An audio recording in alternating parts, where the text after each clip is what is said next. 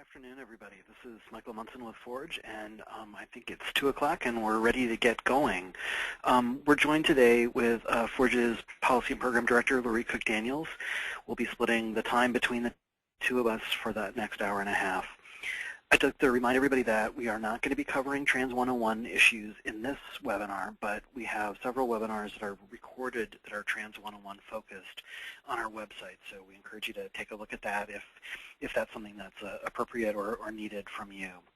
I also wanted to let you know that on June 20th, instead of having a webinar, we're going to be hosting a Twitter chat that will focus on Trans 101 issues. So feel free to join us for that, whether it's 101 issues that you'd like to talk about or even more advanced issues. We'd like to remind you to take care of yourself. I know that we've got a bunch of different people from different disciplines on the call today, and some of the content will be really personal and intimate, and if it becomes too painful or hard to listen to, we encourage you to step away for a little bit or know that it's being recorded and you can listen to it again at another time. The PowerPoints will be emailed out to you within the next day, so you'll get an email that has a link to the PowerPoints. So if that helps you with your note-taking, know that they're coming. And like I mentioned, the recording will be up and available to you within 48 hours or so after the end of today's call. We'll ask you a couple times to interact with us, and we'll do so mainly through the questions feature, which you should be seeing on your screen right now. There's a box that has an area for you to type in questions. So that's where you can ask us questions or respond to questions that we ask you. Let me start out with a little bit about what we can offer you, since some of you are not familiar with the work that we do, and I want to make sure that everybody knows what you can access from us. We are an OVW, an Office on Violence Against Women, training and technical assistance provider, and that means that we can provide lots of different kinds of support to you as providers, which can include one-on-one support, so you email us or call us, and we will try to do our best to respond to your questions, whether they're simple questions or really difficult questions.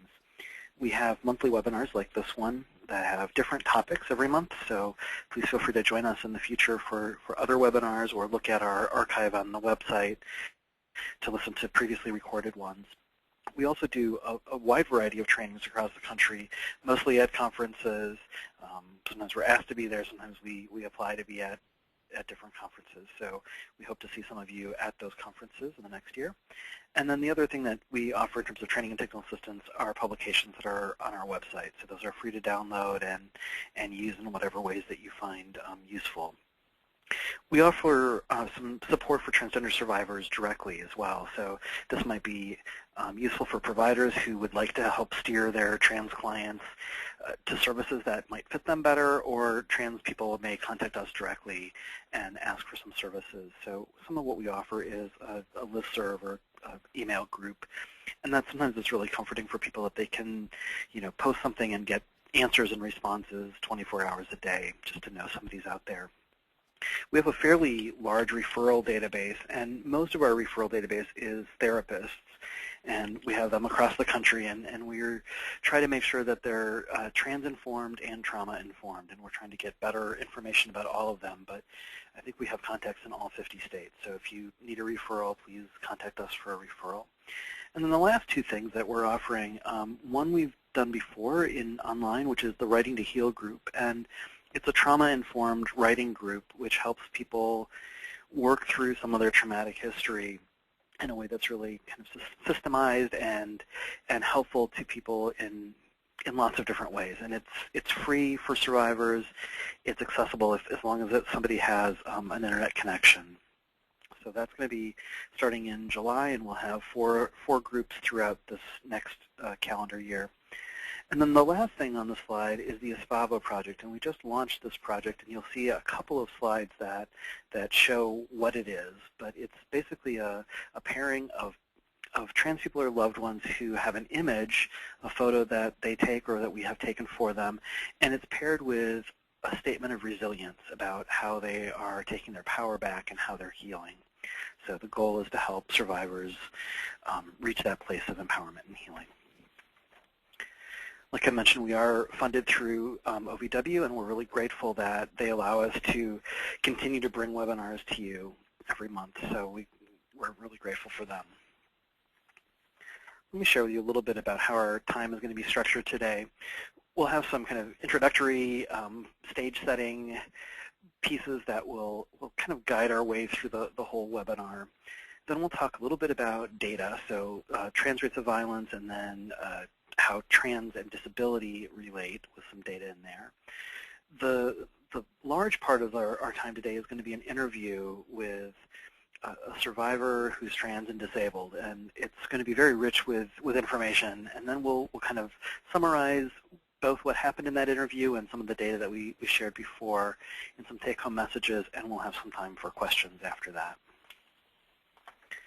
So let's start with a couple of things to set the stage. Many of us are encouraged to use person-first language. In fact, some agencies insist on it, and some educational degree programs focus on this approach as a primary way of working with clients. I'm really glad to see that this shift is happening from pathologizing people to recognize people as people first. And this often translates to shifting from using the language like disabled person to person with a disability. However, some people who are disabled or trans may view those parts of their life as more central, and they may have reclaimed those components of their reality and want to put those things first. So for some people who have trans histories or identities, they may place their transness in a more primary role in their life and in their language. They might say that they are trans men or trans women versus men of trans experience, or some other way where it puts their personhood first. They might be strongly aligned with putting that trans part of their identity before the person. This is true for people that are living with disabilities as well. I'll do my best, and I know Larry will too, to use language that is respectful of all the people who are here. But in order to do that, I think we need to be respectful both to people who adhere to that person-first language, and also to those who prefer other forms of language. So you'll hear both of those things coming from us throughout our time. Lynn Fraser, during the very recent plenary session at the 2013 National Transgender Health Summit, said, "No one's identity is a disorder." And this quote seems especially fitting when talking about person-first language, or if and how and when some professionals determine that a person's experience and identity should be labeled a disorder. Sometimes it's hard to have clear lines about what a subject is. So when we look at transgender issues, it's one of those areas that there might be blurred lines. So I'm hoping that a couple of these points will help us get a little bit clearer. So some questions are like, is there a hierarchy of who is trans enough to be considered trans? This is something that's discussed both within trans or gender non-conforming or SOFA communities, as well as by those who may not place themselves in the trans community. Where is the line between claimed trans identity and perceived transness? By this, I mean, can someone have a stated trans identity that might not be noticed or visible to others? Or can people have people be perceived by others as trans, but they don't identify as trans themselves? Another question is around the medicalization of transness versus transness as an identity or an experience. So in other words, people can have a medical diagnosis or of gender identity disorder or transsexuality or gender dysphoria. So do therapists and physicians look at transgender issues in a medical or pathologizing way? Or can transness be viewed solely as an identity or an experience or a social construct that's not necessarily medicalized or assigned to any diagnosis? So these are just a few of the blurred lines around transness. Some of the centrality of these questions, of course, revolve around who gets to decide the answers to these questions. So the same is true for disability. There can be some fuzzy lines. For example, where is the line between disability and health disparities? What this might mean is that a person may say that they have a disability, but someone else might say that they belong to a group with a health disparity. So where is the line between the perceived disability and a claimed disability? Some people might determine that someone has a disability either because the disability is visible to others or because they have specific medical knowledge about a person. However, not all people living with specific medical or mental health conditions will claim or state that they have a disability. For example, people who live with chronic conditions like arthritis might be perceived to have a disability, but the person living with arthritis may not view their reality as a disability. Where and how does the line shift when we bring in multiple variables like income or access to health care, education, or family support? This might seem a little bit out of place grouped with these other 2 points on the slide, but what we mean here is where and how does disability change if we add the intersection of other things like income or access to services? For example, if one person has their leg amputated and has medical insurance or has a high income, they might be able to be fitted with a prosthetic that enables to literally move through the world in a different way than another person who has their leg amputated and may not have the financial resources or the insurance and might end up needing to use crutches or a wheelchair to move through the world. Another example might be somebody who experiences a traumatic brain injury, and their reality might be dramatically different if they have a supportive family or a partner in their life versus if they have few people that are in their close inner circle. So how they're able to manage their traumatic brain injury may depend on who is in their life and who's not. So some issues around language substitution. I encourage you to mentally substitute language that fits you or the people that you serve. Of course, when we have an interactive time, I welcome you to use the language that you find appropriate and that fits for you, as long as it's respectful. So this is, when the screen refreshes, you'll see one of the images from the ESPAVO project. So this couple and the quote with it. So let me talk a little bit about some kind of overview framework. And some of you who have been on webinars before have probably seen and heard these concepts before. But the first one is about master status. And this concept was put forward in the 1940s by Everett Hughes and then talked again about in 1954 by Gordon Allport in his book, The Nature of Prejudice. And he labeled it the label of primary potency.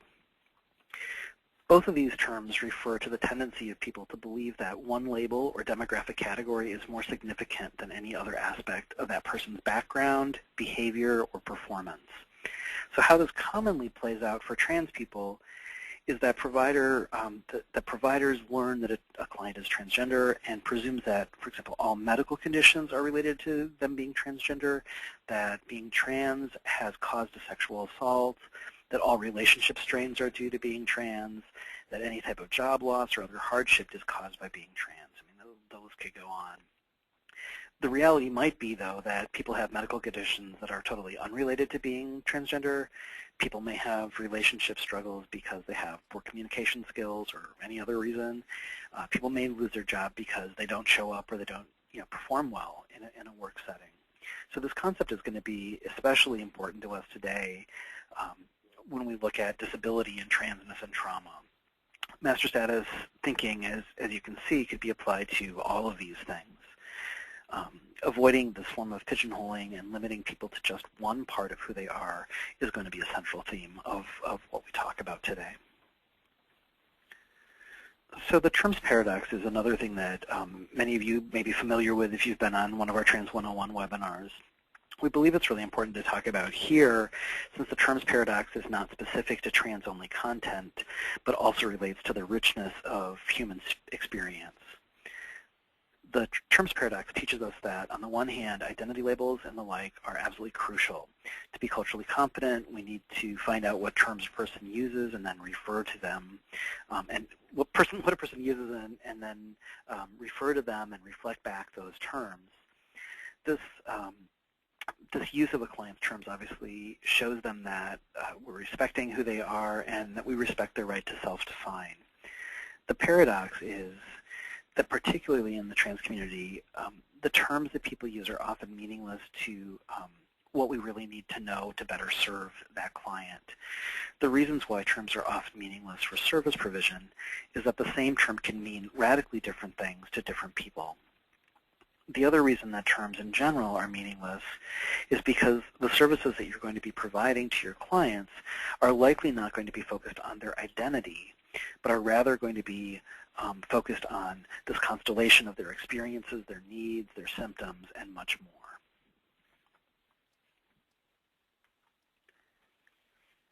So we'd like to ask you to interact a little bit. Let me just see if I can set up this poll while we move forward. So on the screen, you should see in a second a poll that asks you, have you worked with a client who is transgender? Have you worked with a client who is trans and disabled? Have you worked with a client who is trans and a survivor? Or have you worked with a client that's trans, disabled, and a survivor? So if people could click the radio button, because I know that we've got a lot of people of really different experiences here. Great. So people look like they're voting, which is excellent. Thank you.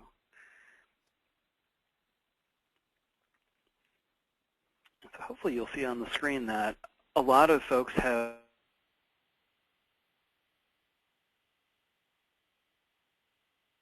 or trans and survivors, and it looks like a lot of people have worked with trans survivors, and so very few people have worked with people who are trans, disabled, and survivors.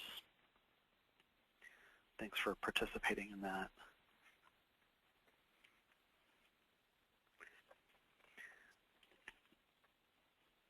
So let's move on and talk a little bit about intersections. Nearly all the content that we'll be talking about today focuses on intersections. So intersections between different types of identities, different experiences, different types of access. You'll hear us not only about transness and disability and trauma intersections, but also other variables that might influence how a person defines themselves, the choices that they have around healing and around their resilience. So we wanted to mention one kind of literary inclusion that people may be interested in, and that is Eli Clare, who's a poet and author and activist, and he speaks around the country on the intersections of transness and queerness and bodies and disability and a lot more. He has 2 books that he's written that are on the screen that you can see, and one of them, the older book, EXILE Pride, he actually has some freely downloadable MP3 files on his website at eliclaire.com. So we encourage you to maybe take a look at those and listen, because I think he does a really excellent job of looking at the intersections of transness and disability.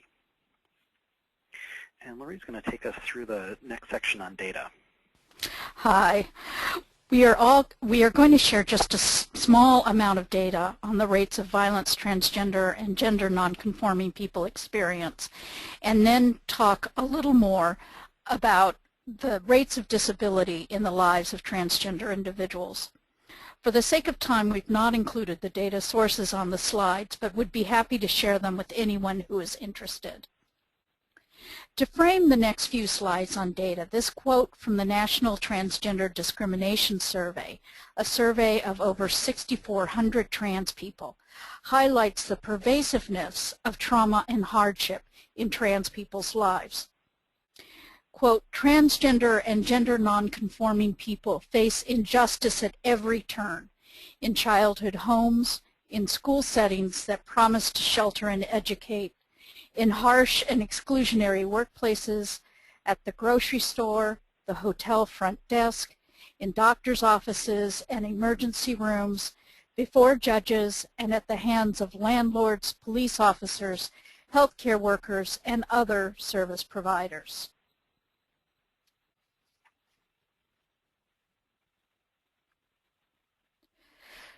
Let's take a moment to talk about where there is substantial overlap in the lives of trans people and people who live with disabilities.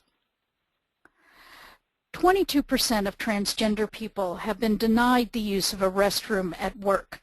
They weren't allowed to use a bathroom that aligned with their current gender identity and expression. How many people living with physical or other disabilities cannot access restrooms? Are all bathrooms accessible? Are they in the same building or conveniently located? We anticipate that these rates may be very similar, and it's a challenge and barrier faced by both trans and disabled people. 41% of trans people have been asked inappropriate or invasive questions. Often these questions focus on surgical status, their realness as a man or a woman, how they have sex, or other very personal questions. At the same time, how many people living with disabilities have been asked inappropriate or invasive questions? Again, the inappropriate questions will likely focus on bodies, how their body works, what their body is capable of. Questions that wouldn't typically be asked to people who are not living with a disability. We guess that these rates, too, are quite comparable. When someone is visibly trans, their rate of violence is 2 to 8 times higher than those who are not visibly trans. When others can see something about us that they perceive to be different, there tends to be higher rates of violence. For people living with disabilities that are visible to others, how much higher are their rates of violence and their vulnerability? We've just given several comparisons of what is similar between trans people and people with disabilities. Barriers to accessing restrooms, being asked invasive questions, and increased violence when their differences are visible. We're asking you now in the question box, what else do you think is similar between people who are transgender and people who are disabled? Any thoughts?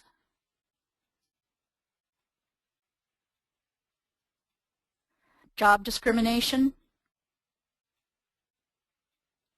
employment, discrimination, barriers in employment, relationship difficulties, social discrimination, people being too helpful, looks given by other, experience of stigma in general, access to IDs. There's some great ideas coming up here. Thank you.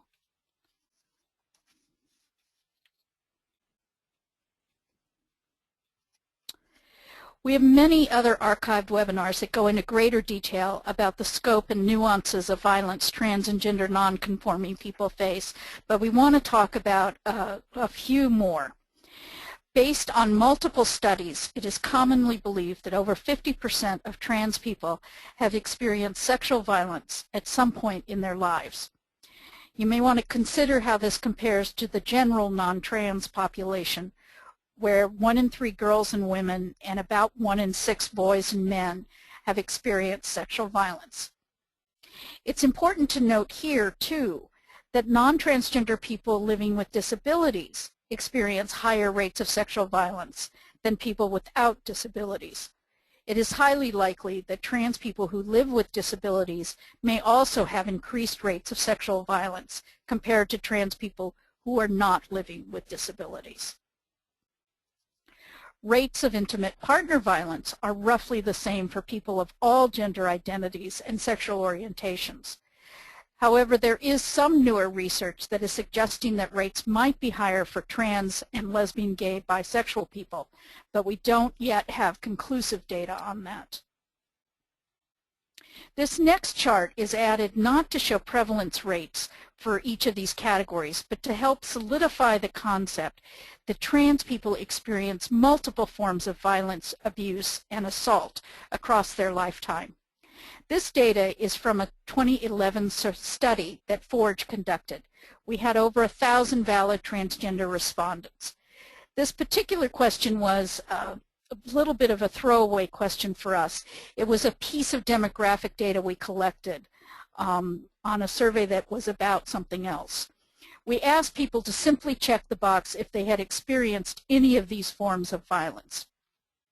What this chart means is that 84% of people who said that they had ever been stalked also experienced at least one other form of the violence listed.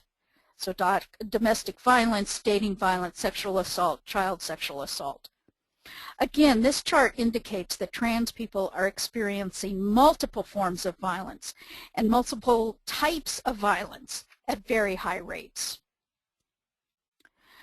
We'll move next to talking about some specific data related to trans people and disability. Multiple studies indicate that between 31 and 43% of trans people are living with one or more disabilities. This compares to the general population rate of around 20%. In a 2004 survey that Forge conducted, we determined that of those trans people living with disabilities, 53% reported having only one disability, but 47% had 2, 3, or more conditions. We also asked about what types of disabilities people were living with. Nearly a half reported a mental health condition. 33% had physical conditions or injuries. A wide range of conditions were included in this category. We broke out autoimmune and endocrine conditions because they were the highest cited of physical disabilities. 14% of our respondents reported autoimmune conditions like fibromyalgia, lupus, multiple sclerosis, chronic fatigue, etc. 4% of the respondents classified being transgender as a disability. 3% did not share enough details about their disability for us to classify them. We also asked survivors if the violence they experienced caused any long-term health implications, and this was specifically around sexual abuse. 15% had permanent physical scarring as a result of the sexual abuse or assault they sustained. 10% had long-term medical conditions, which they didn't define as a disability. 4% noted that they had long-term disabilities as a direct result of the violence they experienced. Another 13% answered other to this question, and their write-in answers included things like vaginal or cervical damage, painful scar tissue, infertility, chronic migraines, prolapsed rectum, PTSD, agoraphobia, and other forms of long-term medical conditions that were not otherwise categorized. HIV isn't necessarily a disability, but it's worth noting that trans people have a disproportionately high rate of HIV versus the general population. HIV, of course, can have substantial health impacts, especially if it is not treated. Many transgender people do not have health insurance, and many are living at or below the poverty line, which may make it difficult for them to access health care and treatment for HIV. The result is more substantial health challenges and even fatality. Receiving mental health care against a person's will isn't a disability either, but it indicates that some people are treated as if they had a mental health condition when their mental health may actually be quite healthy. 9% of our 2004 survey respondents indicated that they had received mental health services against their will. This statistic can be particularly important when comparing it to the rates of violence trans people experience and the relationship between healing and accessing mental health services. Individuals who were forced to receive mental health care may be far less likely to proactively seek care following abuse or assault, or for any other reason. This leads us to the startling last slide. 41% of trans people have attempted suicide. For African American trans people, the rate is 49%. This is a profound difference compared to 1.6% of the general population who have attempted suicide. That's the end of our statistics. Michael, I'm turning it back to you. Thank you. And I'm just going to pause for a second while I set up the interview with Joe. And this interview is around 40 minutes, 45 minutes. So it's fairly long, but it's really rich with information. As we set it up, I want to warn people that the volume might be a little bit louder than what we're experiencing, what you're experiencing right now. So please feel free to adjust your volume if you need to.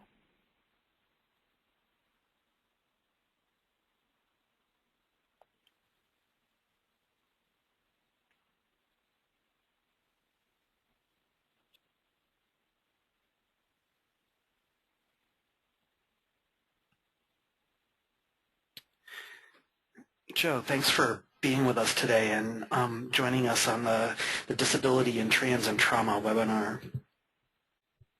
I'm wondering if we can just start with you telling us a little bit about who you are. Sure. My name is Joe, and I'm 46 years old. I have 3 children, currently aged 23, 12, and 8 years. My 23-year-old is doing well working in Chicago now, and my 2 younger children live the most of the year with my ex-husband and his wife in the Midwest. I spend about 14 weeks a year with them, but I live in a downtown area outside of Los Angeles, California, with my male partner. That's great. Thank you. And I'm wondering if you can tell me a little bit, share with us a little bit about your gender identity, your gender expression, how you view your gender and your gender history. Sure. I do identify as male. I really always have. I appear male in my presentation to the world. However, I began this life with female appearing anatomy and was raised and treated as a girl, as female, for the first 37 years of my life. At that point, for a number of reasons, I was very, very ready to transition medically, so I did do a medical transition starting about 8, 9 years ago. And now it feels a little bit more in the past, so I do just mostly identify as male rather than a transsexual male, but that is part of what my history is. Great, thank you. And I know when we talk about disability, that can mean a lot of things to a lot of different people. And so I'm wondering if you can just tell me a little bit about what your relationship is with disability, what kinds of things that you live with, and how it affects your life. Sure. Technically, I'm actually on total and permanent disability and do receive SSDI. The basic summary, and I'll get into just a little more detail so that people can have some context with me, is that most of what I deal with is pretty invisible. I have a very sensitive body and sensitive metabolism. I've also been given diagnoses of anxiety, PTSD, ongoing major depressive disorder, and then I have continued to have very severe allergies to chemicals such as fragrances that often people have in their laundry detergent, pesticides. So I deal with those pieces. And then I was in a pretty serious car accident in 1995 and had a brain injury there and still have some deficits in cognitive functioning from that I need to deal with. So kind of how all of that comes together is that I need some supports around me to function well and stay relatively stable. So I have a case manager, and then I have a separate person who is a representative PE who helps handle my money.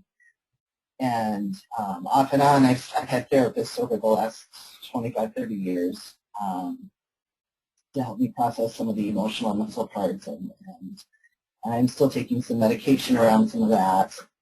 And then most recently, and I know I haven't mentioned this as much to you, we've been in contact before about other things, but I have a newer diagnosis that might subsume some of the others and might actually help some of this to improve and help the brain injury to continue to heal, and that's that I seem to have a hard time processing certain parts of the light spectrum. It's something called Irlen syndrome. So I've known for a long time I have visual processing challenges, and I do a lot of low vision things in my home and in my life to take care of myself, some of what blind people might need to do. And so I'm hoping that with the new filters I'm going to be getting from that diagnosis soon, that I'm going to have a little bit more relief and maybe be able to function a little bit better. But anyway, I'm often dealing with a number of things that aren't terribly visible to people. Right, right. And it sounds like you've got a wide variety of things going on for you that are, some have been short-term, some are longer-term, some are more visible, some are less visible, some are more treatable, some are less treatable. So it sounds like you've got a really big mix of what you're dealing with on a day-to-day basis. Yes. Yeah. I'm wondering if there have been intersections that have been especially either joyous or painful or any other emotion when you think about your life in terms of either transness or your trans history and disability. So kind of like, what have the hard things been? What have the easy things been? You know, anything that you'd like to share about that kind of relationship between transness and disability? Sure. That's actually a great question, Michael.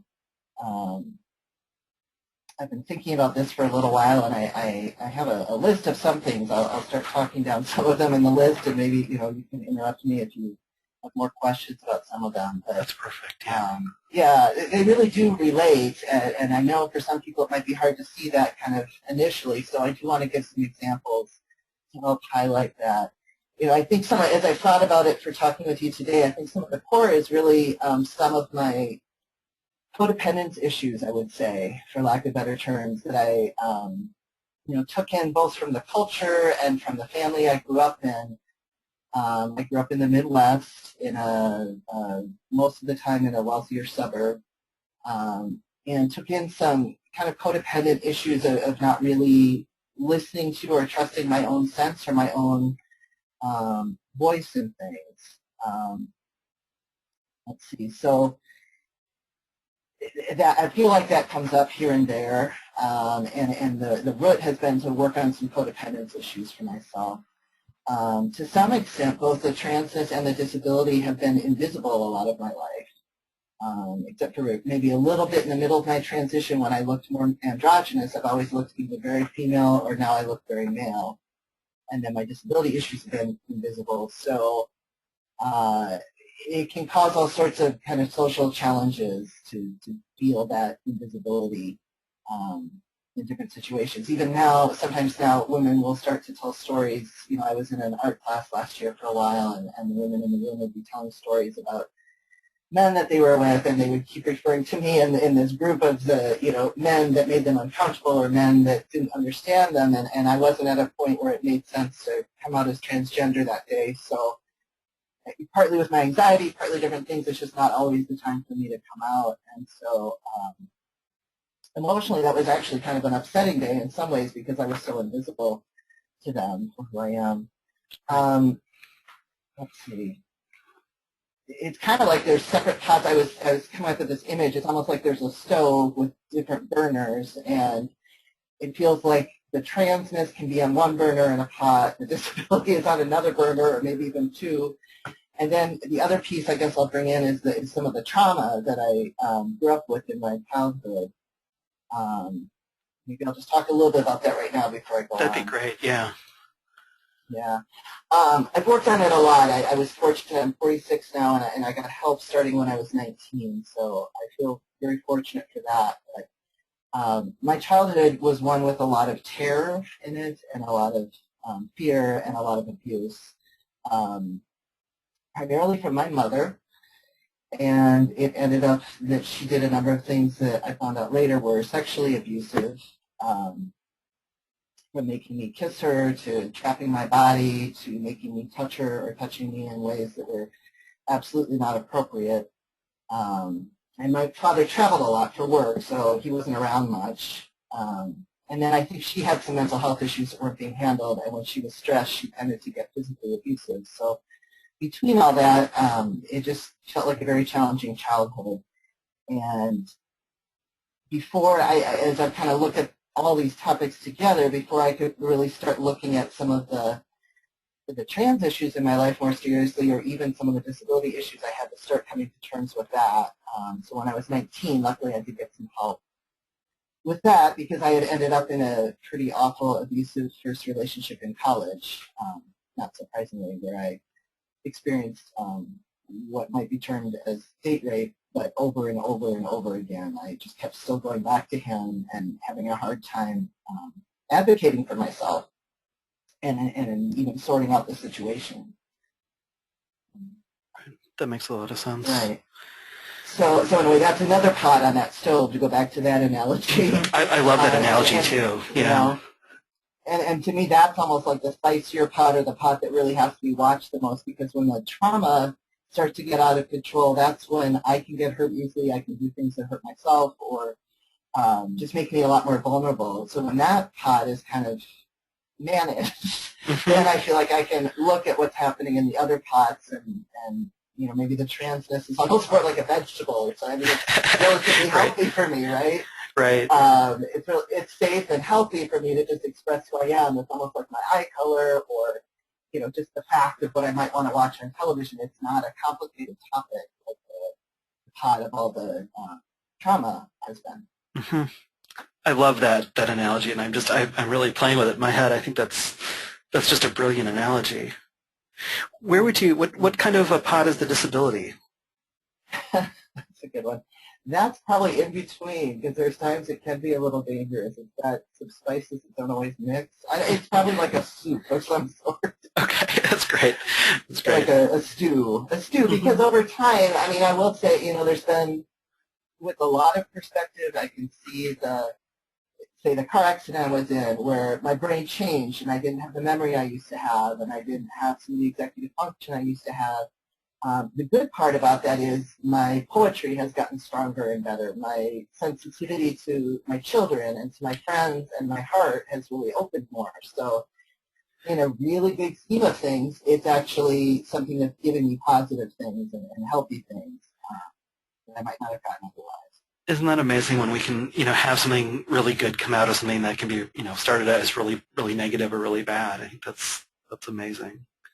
Exactly. I think a lot of things in life are that way, but it sometimes just takes a very long time to integrate the experience enough and heal the pain and let go of the trauma or whatever, and actually be able to see, oh, actually, this is good. This is what it's giving me as a gift. Right, right.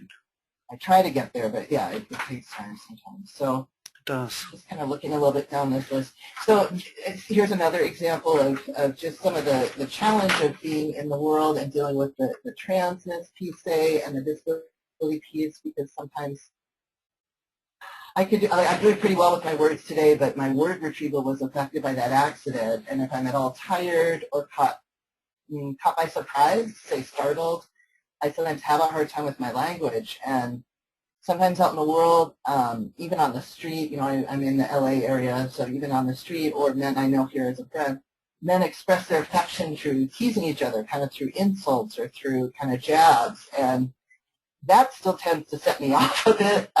Women don't ever do that, right? Or for the most part, that's not how they express affection as much. They give each other compliments. That's interesting, yeah.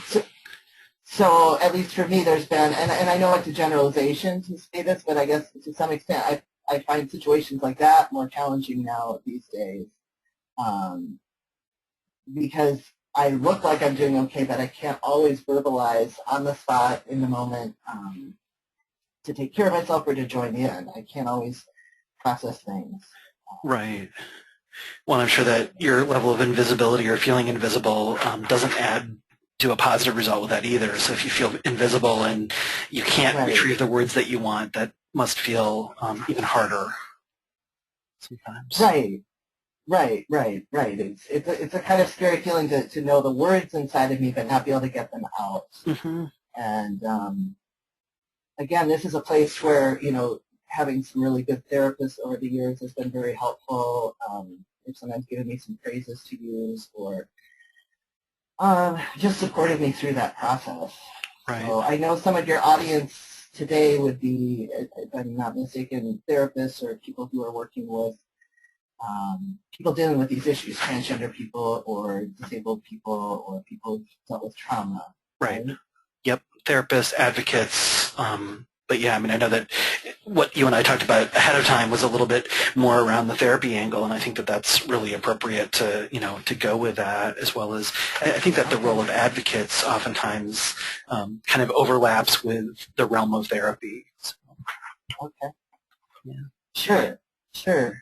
Let's see. So I guess we could talk about, for now, maybe we could jump to what some things would be that service providers could do to prepare themselves to deal with clients who are dealing with these intersections. Sure. That's a good place to move to, sure. Okay. Because I think it is challenging, and just some disclosure is, I'm not sure if you know this about me, but back in the mid-90s, I did go through it was a 2-year training to be a certified spiritual counselor who trained in something called yogic breathwork, which was using different types of breath to help with meditation and to help with releasing trauma. So it's probably not the same training as someone who maybe has a master's in family therapy would have, but some of it might overlap. And some of what they were explaining, and I think it's true here, is that what seems to be most helpful is if a therapist can somehow come to whatever situation, and for me, I know this has been true, when a therapist can come to meet with me and even if they might be feeling overwhelmed, not tell me that they're overwhelmed, but really just sit with that feeling of overwhelm quietly and then just listen to my story and help draw the story out with some good questions. Right. You know, because I sometimes run into therapists who felt badly that they maybe weren't completely fluent in the disability issues or they weren't fluent in the transgender issues. And really, I found that someone who's a good therapist may not have experience in every one of those areas, but they may still be able to work with an ability to kind of just set aside the fact that they maybe don't know and just kind of quietly listen and go with whatever I was presenting. Because really it comes back to what I said before. Like, I feel like I lost my voice at an early age, and so now it's been a lot of years to undo some of that trauma and be able to start to speak again, speak what my truth is. Well, I think, you know, that is so true for so many survivors, and, you know, it's just really hard, I think, for us to find our voice again after, you know, it's been damaged or lost for so long. And, you know, I think what you just mentioned about, you know, therapists, and do they know enough, and is there some explaining that's going on? You know, obviously, you know, I care a lot about people being trained because that's my job, is to help train people. But, you know, what I oftentimes tell people is that it's really not how much training you've had, but it's like, can you listen to somebody? Can you believe them? Can you be present for them? You know, are you open to hearing whatever they share with you? And it sounds like that's what you're kind of saying too, is that that's really the important part. And the excuses and the explanations are really detracting from what you need. Yeah, I mean, I think so. I mean, for me, an analogy is kind of, I was thinking about this earlier today when I was there for this call. When I was around 16 years old, I went and was an exchange student in France for a while. And I had already studied French, so that was helpful. So I arrived having some understanding, and I got more fluent much more quickly as I lived with the family there. But I remember feeling like the experience there was so different than what some of my other friends might have known, or just, you know, what I had lived so far. There were some parts of it that were very different, and I lived with a very liberal family there, where I had been living with a very conservative family, my family of origin, and so it kind of gave me this whole other perspective. And I remember coming back home, and I found I had some friends who could really hear me and kind of hear some of the stories and listen, and then others kind of shut me down. But I remember it was such a gift when some of them wanted to just hear the stories, and I could tell them, and it felt like they were able to kind of grasp, you know, this travel to this other land without having gone themselves. And I guess I think some of this, in a way, is almost that simple, in that it's not necessary that someone would have traveled to France to hear my stories about what my time was like there, but it is necessary that they were quiet enough to listen without preconception. Exactly. And just try to help me let go of, you know, whatever might have kept my voice from sharing the story. Mm-hmm. And I think that, you know, a lot of times, you know, when people are skilled in a profession, whether it's a therapist or a physician or an advocate, I think that sometimes people make it more complicated than it needs to be, and I'm not diminishing the training or the skill that people have, but, you know, like you're saying, it's fairly simple what you need or what other people need, which is just to be listened to and heard. Right. It's not always a simple thing. To overwhelm. Right, and I guess one story I'll share, I'm pretty sure she's not listening, but I had a therapist about 7 to 8 years ago who, I mean, she was lovely in a lot of ways, but I remember every single time I came in, I would start with whatever I was trying to share, and I was definitely in a medical transition then, so there were some things I was processing around that. I had very big allergy and health issues at that point in time. I was sorting out some parenting issues. And I mean, truthfully, I ended up getting kind of frustrated in that situation because she told me almost every time I was there that she just kept saying, well, you just have such a full plate. You just have to notice how full your plate is. And that might have been helpful one time or 2 times, but, you know, I think I heard it easily 10 or 15 times. And I started to realize I think she didn't know what else to do with me, and she couldn't hear beyond this is what's on the plate, you know. And so at some point I stopped seeing her, and I found a different therapist because I needed to be able to actually, you know, take a little section on the plate and pick it apart and look at it. which really to me would be a skilled therapist's job. And, you know, she was stretching, doing the best she could. She'd never had a transgender client, but in the end, I felt like I didn't really get my needs met. And so I guess it's another example of that, just kind of being present for what's trying to surface rather than, you know, seeing the whole picture and saying, oh my God, that's too much for anyone to deal with. Right. And I think it's Go ahead. Go ahead. Yeah, no, go ahead. Just to say, a number of transgender people I've known over the years, I think some of us do sort of have this experience where it's almost like everything in our life, someone said it was almost like everything in her life got thrown in a swimming pool and he had to go back in and pull it all back out. I mean, it's like things can get really turned around during a medical transition or a transition. But looking at it and just feeling overwhelmed isn't going to help as much as, you know, getting in and saying, well, let's handle these two pieces today. Right. And get some relief there. And I think what you pointed out is, you know, a lot of times if we're in a vulnerable space, if we're seeking help, it's really hard to say to somebody, you know, no, I really need this from you. And, you know, I think it's a good client sense to say, this is what I need. But that's hard to do, especially if the provider keeps on acting in the same kind of way. That's not very helpful. Sure. So that's kind of sure. You know, I'd like to go back to something that you mentioned before, if you're willing to talk a little bit more about it. You talked about your training in breath work, and I know that a lot of times people heal in lots of different ways, and I'm wondering if you would be willing to talk about breath work or body work or how that's been useful in your process of healing, both with disability issues and trans issues and trauma issues. You know, how has it been helpful in any of those areas? Sure. I think, you know, overall it's helped a lot. Let's see. I started out, I think, around maybe even age 20 or 21. Somehow I got the idea through, it was probably through reading a book on healing or something that might help me to get massage. And so that's what I started with. And I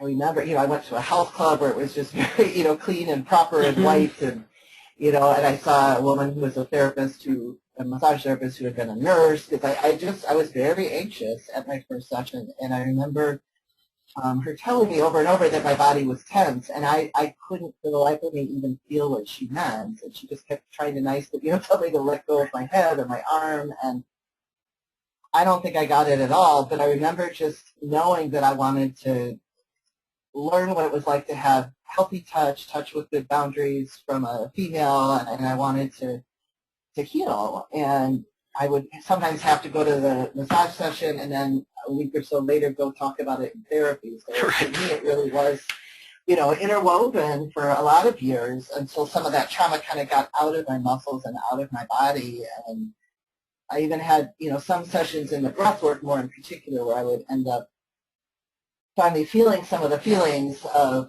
what it had felt like when my mother had touched me, when I, you know, often was actually telling her I didn't want to be touched, and when she was doing things that didn't feel good. I mean, not a good kind of affection, but actually a very icky kind of feeling. But I was able to start, you know, shaking and feeling the fear from that and how scared I was to let anyone close through doing some of the different breathwork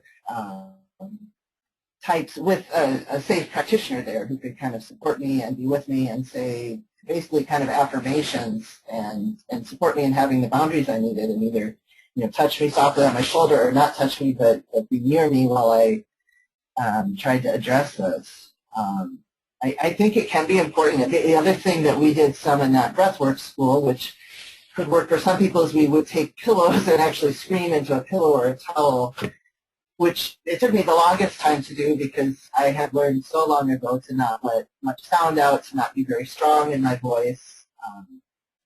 I had a very high and weak voice and didn't use a lot of breath, so it was a good exercise for me to start to learn to let sound out somehow. You know, and I do see that in people. I eventually became a massage therapist, and there are some clients who are just holding their, you know, solar plexus in, for lack of, you know, a better term, really. They're just, they became so afraid at such a young age that their body is almost crunching up. And I don't think it's possible for just psychotherapy to help in situations like that. I think for most of us, it needs to be some back and forth. Right, and I think that's kind of why I was asking, because I think that a lot of times, so many of us get kind of focused on what's traditionally available in our Western culture. And when I think about trans issues and disability issues and trauma, I think about how bodies are medicalized in all of those situations, or bodies are fetishized, or there's a lot of things that happen with bodies, and sometimes we have to process what happens with our bodies through either body work or breath work, or something that doesn't fall within the traditional Western medicine. So. Right. Well, artwork can be wonderful. I did have one of my early therapists I had encouraged me to draw and then bring the drawings in, and I was drawing pictures of the trauma. I was drawing pictures of my nightmares. I think I drew some pictures even back then that were kind of transgender related as I was trying to process it all. Because I had started really to process around the age of 19 or 20 around being transgender. I just didn't actually transition. But yeah, I think any tool that can connect with someone is the right tool. I think there's so many ways sometimes to get in with trauma. It's different for different people is what I feel like I've observed, and it's been different for me at different times in my life. Different things were the most I could do. Like the first time I went for that massage and I was tense and I had all my underwear on and right. Hardly letting the massage in. I mean, really, it wasn't really worth the money in that way. Right. Yeah. So later I could really relax and actually enjoy, having fun with my body. Right, and that's such a typical thing that we have to take one step, and sometimes it seems like it's this really small step or whatever. But obviously it's been effective for you, and you're in a different place now than you were then, which is really good. Can I circle us back a little bit to asking about if you think that your transness and disability and trauma, if there's any correlation or causation between any of those three? Oh, those are interesting questions. Let's see. I do think that there is some correlation in terms of I have irritable bowel syndrome at times. I have chronic exhaustion that comes and goes worse and better at times. I can tell that's very related sometimes to my emotional state. And before I had transitioned, some of that was much worse for me. So I think the suppressing of who I was taking a toll in a very big way. My allergies improved. I mean, all sorts of things improved once I finally decided to transition. Okay. I don't think that means that it was all caused. All my allergies are caused by that. Right. That would be a little. I do think that the trauma in my daily life. I'm fairly sure from different things I've read and now the psychiatrists I've worked with. And some of my understanding is having that much constant trauma as a child where every day I was scared, really close to every day I was hit, really close to every day there was some sexual abuse that I was trying to get away from. I think that has affected how my brain developed, and some of my anxiety might still be related to that. I mean, I'll never know because I think my brain developed in this circle for, up until I was 13. It was quite traumatic, and my little sister, who I was able to kind of keep away from a lot of that, seems to have a similar but yet a different brain, if I could say it that way. Okay, yeah. She has a little more stamina. She has a little more ability to handle stress, and for whatever reason, me being the oldest, I took it on in a different way, I think. Right, that makes a lot of sense. And I definitely see how some things can be really easily related, and we obviously are people, and we can't have a double-blind study and say, well, what would happen if this wasn't in the mix? So it's a hard question, and I know it was a kind of subjective question about a key thing that might be caused or correlated. But and one part of my story is that I did delay my actual medical transition for a good 10 years because I had a therapist back in the mid-'90s who was convinced that the only reason I thought I was transgender was just deep self-hatred because of the abuse from my mother. So that was kind of an unfortunate comment by that therapist. Yeah. In looking back, because it drove me into some deeper depression. It it made my life a bit messier that I delayed for as long as I did, I would say, because really that was a lie.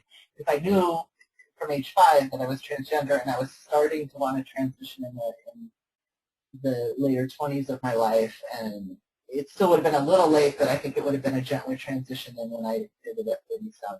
So, Yeah, yeah. you know, I think the world is changing now, too. I think there was less known back then, so this, you know, psychologist actually was possibly working off what she had learned in school. But, Right.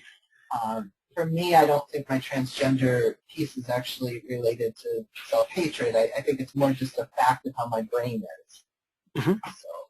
Right. And I think that this is where, you know, I mean, certainly I don't know what your therapist was thinking at that point in time, but I think that a lot of times people think that that's really true as providers, and they feel like they need to say that, and that can be really, really damaging to the person sitting across the desk when we hear that. It was. I mean, without sounding maybe too dramatic, I still would probably say that it really risked my life in a way because I ended up getting so severely depressed and so much more suicidal after that. As I kept thinking, well, I have to work more and more and more. I must not be getting to the bottom of this, even though I'd already at that point spent a good 8 or 9 years working on recovering from that traumatic childhood. So I'd really already gotten a good leg up, and it wasn't an appropriate comment, I don't think. Right. It doesn't sound like it was appropriate, and it sounds like it was really, really hard and painful and lingering. Yeah. Yeah. I'm wondering where we should head next. I know you've talked a little bit about kind of what would be ideal for providers or what you'd like, providers to know. And I guess I'm wondering if we could talk a little bit more about if there have been things that have been hard for you in working with providers, so either therapists or any other kind of medical or advocacy people. Have there been things that, like, they didn't get or that you wish that they would have gotten, or that kind of that realm of like what didn't work so well, so that we can learn more from what didn't work well? Sure. Well, I would say, I mean, it seems obvious, but it is a really basic one. Using the wrong gender pronoun with me. I still have gotten that sometimes. I had interestingly, a psychiatrist at the Gay Lesbian Center in LA 3 years ago who, for whatever reason, even though I was sitting in front of him with a full beard and I transitioned years before, he kept calling me female pronouns in front of his trainees he was with.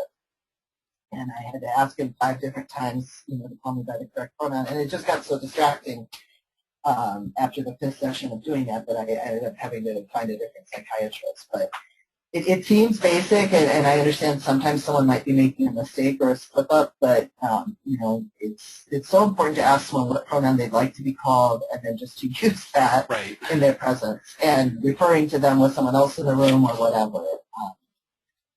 Yeah, that's pretty amazing. That got so distracting. Yeah, it just got very distracting. So, that's basic. I think, let's see what else has been. I mean, to me, that's one of the biggest issues. I think bringing my partner in when I've had a partner, that's always really helpful. And when a therapist hasn't wanted to do that, it's been harder for me. I have enough challenges as it is that I really do spend time on my partner, and it's just very helpful. Whether it's a newer relationship or a relationship that's existed for a long period of time, I found it really helpful when they try to improve that person at least a little bit. Right, yeah.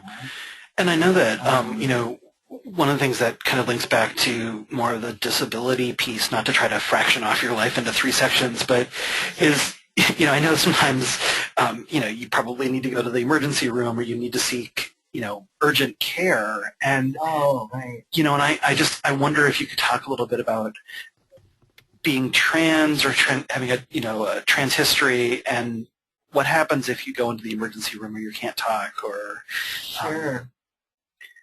some of those challenges? Sure. Yeah. Actually, that's a good point.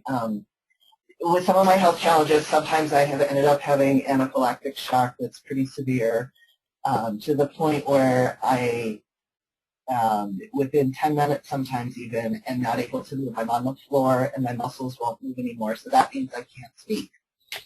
And so that means I'm transported in. And luckily, so far when this has happened, it's been so bad I have had a partner with me. but I've had to rely on them to speak and communicate for me at that point, because I'm, at that point I'm not physically able to speak. There have been other times where I had something going on for a couple of years where I was hyperventilating a lot and I couldn't speak without making that worse, so I needed my partner to be able to speak for me. And what was a little tricky was when I was in between, kind of almost in between genders as far as what the world saw, I felt very vulnerable, because then when I was feeling so vulnerable in the hospital, I could really tell a little bit, how the person was feeling. And in a small town hospital I was in before I moved here, I could even sense that they were talking about me, some of the nurses, and I'm not sure how much of it was negative, but it certainly didn't feel like a normal thing. It felt a little bit like I became a circus show or something, and that just added to the stress at that moment. So, as much as possible, if people can keep their own feelings in check, if someone has an appearance that's surprising or different in some way, and then to allow the partner to be able to speak, because there have been times I just either too much in my trauma, this hasn't happened for some years, but actually at times if I'm too much triggered in my PTSD, it sort of links in with that brain injury, and I might not be able to explain to someone smoothly what's going on. So I either need to get my case manager on the phone, which I've sometimes done, or have my partner explain a little bit until I can start to get back my words. Yeah, those are really good examples. Yeah. I was thinking that it's really great that you have a partner that is or have had partners that are willing to step in and can be that voice. But I know that's not always a guarantee. And it sounds like you've got a really good, great relationship with a case manager that can step in as well. So those are two really, really useful and wonderful things. So it makes a difference. Yeah, the current case manager I've had for 3 years, and she's just done a great job at listening to me. So hearing, where my limit needs to be, and she'll encourage me to do some of my self-advocacy for myself. But when I tell her I really can't handle, like we had a little problem with a TMJ consultation, and they've given approval and they took it away. All that stuff, these little things happen with insurance, and she kind of picked up the ball and kept handling it for me when I started to just get so exasperated, and she is able to kind of come in with a little bit more of a level head and more ability to verbalize than I sometimes have. Yes, and that's really, I'm really thrilled for you that that's something that's in your repertoire, in your kitchen. I keep on thinking about your pots on the stove, and so the case manager has got to be, I don't know, maybe the stirrer or something. I'm not sure what she is. Wonderful. She does an awful lot. Yeah. Well, I'm wondering if as we kind of close and wrap up today, I know you mentioned a couple things before about kind of what you would like providers to know, or what are some of the things that are useful both to you or what you think might be useful to other people who are trans, living with disability, and have experienced trauma? Sure. To try to keep it somewhat simple, I think there's a few main things. I think one thing, which is true for anyone really, but I think it's especially true when you're trying to support someone in finding their empowerment again, is to focus on someone's strengths, to help them. I know that's helped me the most when I've had a therapist help remind me to look at what's going well and where my strengths are in a situation. That kind of ties into the second one, which is to support their clients in releasing shame, because really what can keep someone, I think, from that feeling of empowerment is also a degree of shame, whether it's shame about being transgender and how someone's currently perceived, or all the things that can come with that, or shame about the disability, or shame about the trauma.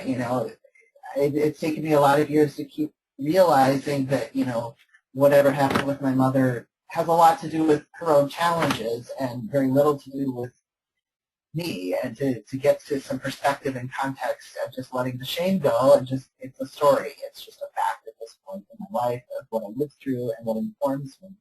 But it doesn't have to mean something about me. It doesn't have to mean I don't get to have a good life and good relationships. Exactly, yeah. And I think it kind of tied in with those things, because to me, I think we need to continue to get away from that victim model. I think there's a time to feel the feelings and move through the victimization of something, but to really move into a way to connect in the world that works for the person.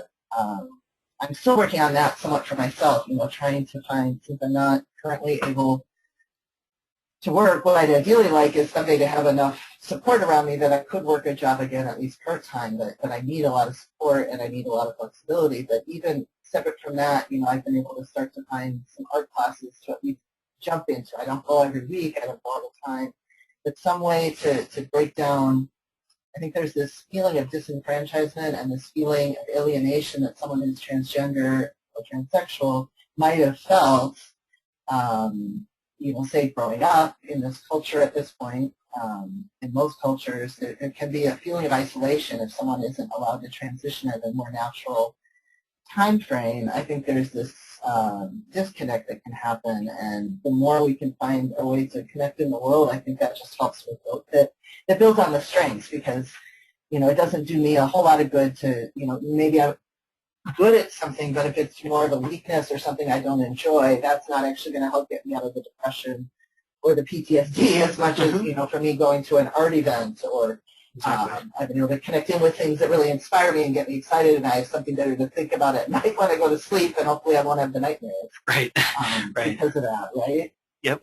Versus just volunteering somewhere just to be busy. Right. Which I don't think is helpful. So it's almost even talking about like making meaning in your life, so connecting to the world in a way that's meaningful to you. Yeah. Right, and I think it includes some self-awareness, which again I think comes from the strengths. The more I get more, it's almost like I heard someone use this analogy, but it's like the strengths can be like a knife, and we're sharpening that knife by building the strength so that we can get better and better and better at the part that we love to do the most. And so I'm still working on, finding out where that is, but I'm getting closer, and it feels like that also helps the health part, because obviously the neurotransmitters, everything is improved when I'm doing something that I connect with and has meaning. Mm-hmm. That makes so much sense. Deborah, do you want to add to that? I mean, I feel like there's probably things I'm missing on that list, but.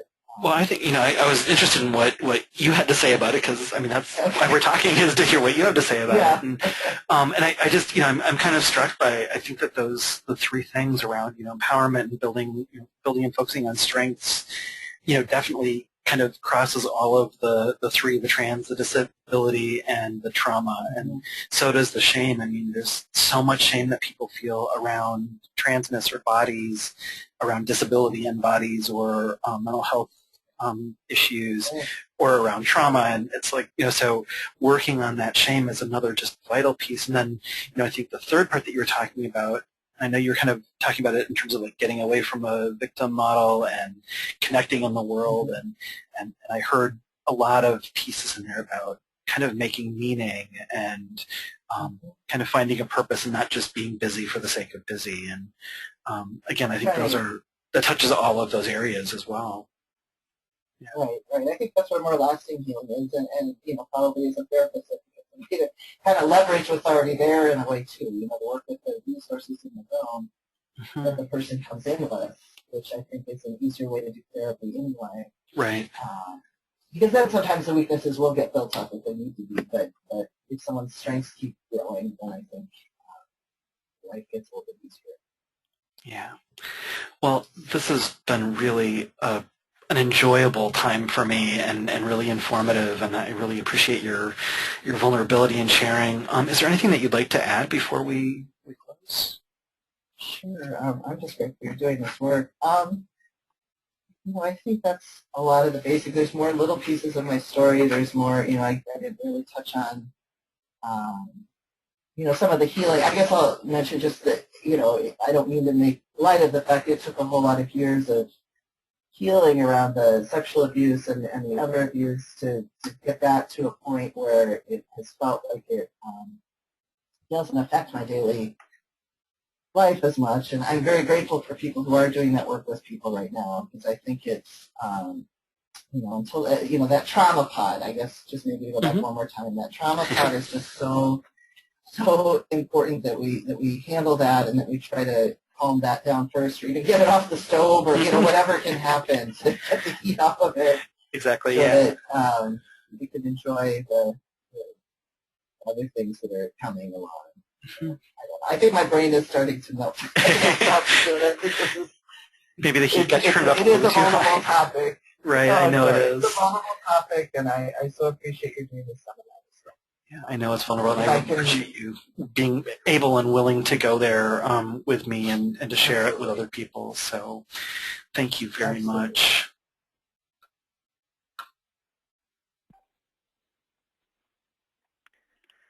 All right, I'm glad that people are still with us, and I'm glad that we got to listen to that really rich story. I'm going to flip this back to Laurie in just a second.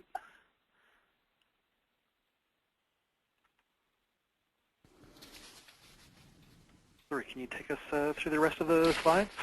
Yes. I'm also very glad that we could bring you this interview with Joe. As I hope you heard and saw on the slides, Joe talked about many challenges that have been difficult for him, many areas of what has worked for him to bring healing and wholeness into his life, as well as many suggestions for people who are working with people who might be transgender or gender nonconforming, living with a disability or disabilities, and who have experienced one or more traumatic incidents in their life. Before we open up for questions, we'd like to leave you with a few take-home messages. Circling back to the beginning of this webinar, we talked about master status thinking. As you could hear in Joe's stories, he and other survivors who are trans and living with disabilities have many pots on their stoves. There can be detrimental damage if we limit people to just one identity. When we expand and are able to see all of the pots on their stoves and differentiate what is in each pot, we can start to work with the whole person who is seeking our services and support. Again, from the beginning of this webinar, and illustrated many times throughout the interview with Joe, if we can keep listening to the people we are working with and reflect their words back to them, we will be able to build strong connection and trust with our clients. We can then determine what questions we may need to ask so that we can better serve them, so that we can better understand their needs and take appropriate action. Survivors who are trans and living with a disability will greatly benefit if you can focus on three things: listening, believing, and being present with them. If you can do these three things, you will likely not be making excuses like saying you don't know enough or giving unnecessary explanations and thereby spending the client's time while you are processing out loud, or making things more complicated by believing that what and who the client is too much for you to handle. If we build on keeping in mind master status thinking, the terms paradox, and the three reminders on the previous slide, listening, believing, and being present, these three to-dos emerge fairly logically. First, stay focused on the person's strengths and empowerment. Second, help clients work to release shame. Shame may be substantially compounded when all three components are present: transness, disability, and trauma. Excuse me. Third, help clients create meaning in their lives by helping them connect. Connecting can be to themselves, to their bodies, to another person, to art, to a higher power, or to anything that feels connecting and meaningful to them. Michael? Thank you. We would love to hear some questions, and hearing means typing them in the question box, and we'll process them. Laurie's going to scan back through and see if we have any questions already asked, and if you have new questions, I encourage you to type them in the question box now. Michael, while we're waiting for new questions, there aren't any old ones. Could you go back to slide 47 about our discussion questions? Oh, yes. Handout. For those of you that are working in groups, you may be interested in discussing the interview that we had with Joe, and we put together some questions for you that is at this URL that's on the screen that you might want to use to direct your own discussion with a group. I am not seeing anyone put in any questions. So I want to encourage you again, if you have questions or comments, to type them into the question box while we're all here and can benefit from knowing. Okay, I do have something here. Thanks to Joe for courageously sharing his story, and yes, we agree that Joe was very generous in sharing his story.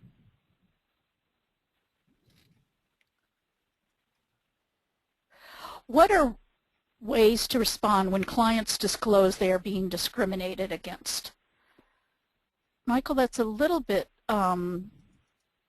that's a little bit vague, but do you want to try and Sure. I think it is a little bit. It's broad. It's a broad question, and I think that clients might be discriminated against in a lot of different ways, either because they're trans or because they're disabled or because they have a trauma history. So I think it kind of depends on what profession you're in and what role you're playing in their life. I know that we really encourage agencies that do direct service with clients to make sure that there are policies in place that let all clients know and all staff know that discrimination of any kind is not tolerated, and have staff trained in learning how to confront bias or confront those discriminatory statements. Next question. Do you all feel that models like trauma-focused CBT or cognitive processing therapy for trauma work equally well with transgender clients? Sure. The answer is sure. I think that people are people first, and their transness may have less to do with what approach works best for them than other components of how their brain works. We certainly know that like EMDR works for some people and it doesn't work for other people. CBT or DBT works for some people and not for others. And I don't think transness really plays very much of a part in it. Lori, do you think that's fairly accurate, or do you have a different? No, I think that is accurate. The next question is, how would you change your approach when dealing with preteens and teenage children? Go ahead, Lori. I certainly, anytime you're dealing with trauma, I think that the general approaches are good. You need to follow the client's lead in terms of whether the client feels that their trans identity has any, or their disability for that matter, has anything to do with the trauma that they experienced. Obviously, with younger children, you may need to use play therapy or something else. But off the top of my head, I wouldn't say that I would change my approach based on the age of the client.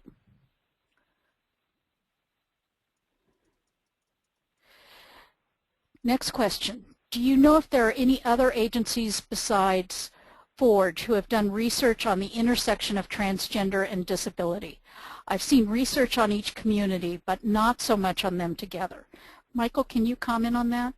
Yeah, I don't know that a lot of agencies have done explicit research on the intersection of trans and disability. There have been some larger studies that have focused on other topics that have asked disability questions.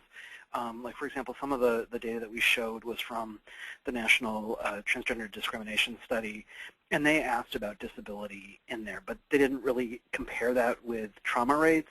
So, I mean, you could get data about victimization from that survey, and I think some data about disability in that survey. I'm also thinking, Lori, maybe you could talk about the CAP study, which I think talks a little bit about some health disparities, but maybe not disability.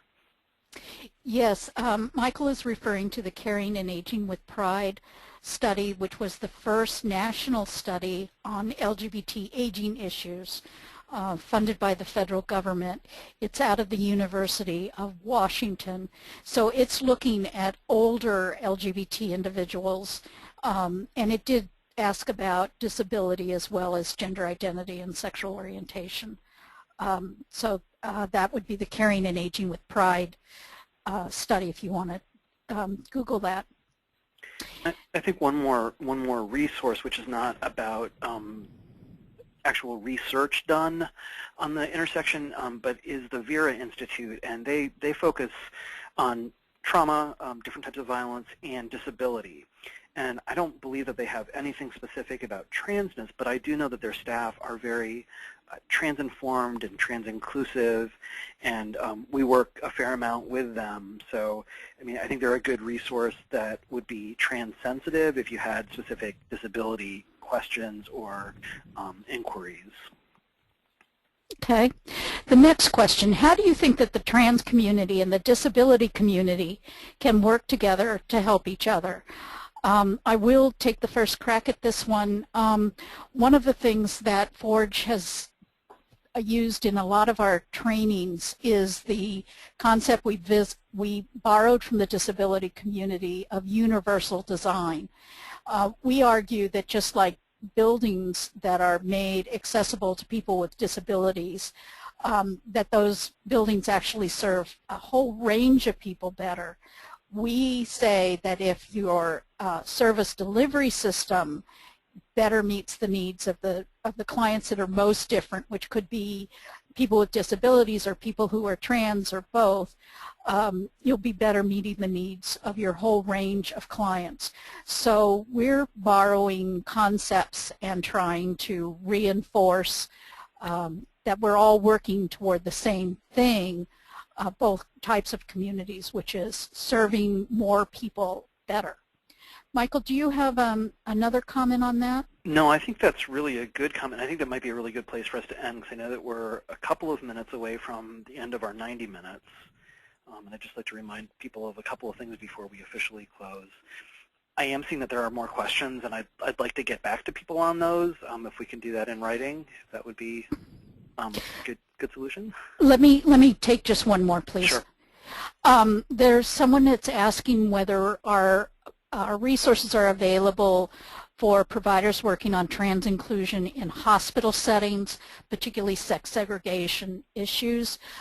If you will go to our website, we do have some archived webinars and also an article that would be relevant to hospital settings, although they're not specific to hospital settings, and that also address sex segregated issues. Michael, let me turn it back to you. Great, thanks. I really appreciate everybody sticking with us for the whole 90 minutes, and I just want to remind everybody of a couple of things. One is that the PowerPoints will be emailed to you as a link, and you'll receive that email tomorrow if you're in the office on this long weekend. And the interview discussion questions that Lorraine mentioned are also going to be on the website where you signed up, and it's where the archive of the recording will be as well. And that archived recording will be available generally within 24 or 48 hours after it gets converted and uploaded. And the last two things are, one is we really value your feedback, and when we close the webinar, you're going to see an evaluation, and we would really appreciate your comments and feedback on what you heard today. And the last thing is that next month we're not going to have an official webinar. We're going to have a Twitter chat, like I mentioned at the beginning of the hour, or the 90 minutes. So I encourage you to join us. Hashtag is Trans101, and our Twitter handle, I think is the right word, is Forge Forward. So I hope that we see a bunch of you there June 20th, which is another Thursday, starting at 2 o'clock Central Time, so the same time as this webinar started. So we really appreciate you all being here today, and we hope to see you again. Thanks very much. Thank you.